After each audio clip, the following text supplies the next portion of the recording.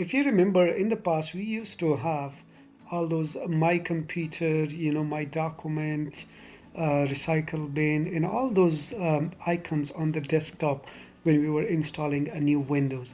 But nowadays it doesn't show it in here. So how we can bring those desktop icons back? So to bring the desktop icon back on your desktop, so what you need to do is right click on the desktop and then click on personalize. Once you come here, you want to click on themes, and then you want to come down here where it says related settings, and then you want to click on desktop icon settings.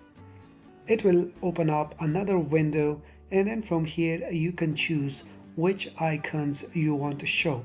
For example, I want to show them computer, and let's say I want to show the control panel as well.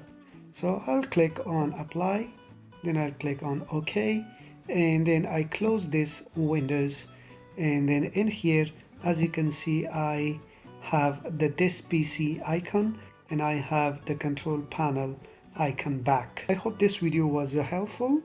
The best thing you can do for me is to give this video a thumbs up and share it with your friends so more people who need help can watch this video. Thank you, and I see you in the next video.